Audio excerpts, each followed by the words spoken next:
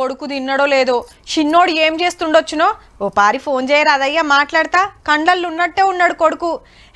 ఊకే ఫోన్ చేయొద్దే ఆడు చదువుకుంటుండొచ్చు హాగో ఆడే ఫోన్ చేస్తున్నాడు మాట్లాడు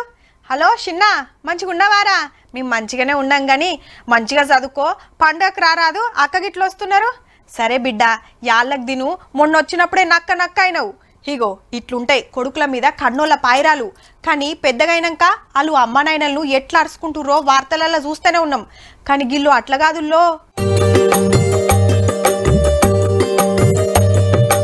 ఒకళ్ళు ఎన్కొకళ్ళు పోయి దండలేసి దండం పెడుతున్నారు పాదాల మీద పూలు చల్లుతున్నారు మాతృదేవత పితృదేవుడు హావ్ అమ్మా నాయనలకు గుడి కట్టించి గొలుసుకుంటుర్రు గీ సారు వాళ్ళ అన్నదమ్ములు మైబాద్ జిల్లా అనంతారంలుండే సారు పేరు విజయ్ కుమార్ చిన్నప్పటికెళ్ళి కాయా కష్టం చేసి పెంచి పెద్ద చేసిన అమ్మా నాయనలు యాదికొచ్చినప్పుడల్లా ఈడికొచ్చి చూసుకొని జరసేపు కూసోని పోతే మనసుకు తృప్తిగుంటది అనుకొచ్చిండు ఫోటోలో చూసుకున్న దానికంటే ఇగ్రాలు పెడితే నియంగా అమ్మా నాయనలు ఉన్నట్టే అనిపిస్తదని అన్నదమ్ములు పొలం కాడ గీకమతి చేసిరట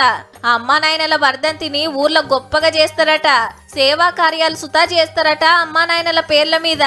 మనము తల్లిదండ్రులను కనుక ప్రేమతోటి ఆప్యాయతోటి చూసుకొని వాళ్ళకు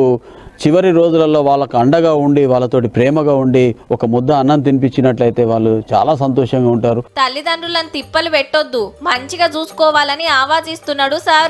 సారోళ్ళ ఇంటామె సుత సార్తోని కలిసి పూజలు చేసి ప్రదక్షిణలు చేసింది కానీ అత్తయ్యని మామని అమ్మ నాన్న లాగానే ప్రేమించగలిగితేనే మనం ముందుకు వెళ్ళగలుగుతాం గీ ఆలుమొగలను చూసన్నా కొందరు కొడుకులు కోడన్లు మారితే మంచిగుండు వీళ్ళ లెక్క గుడి గట్టి కొలుసుకోకున్నా ఉన్నన్ని రోజులు పాయిరంగా చూసుకుంటే అదే 10,000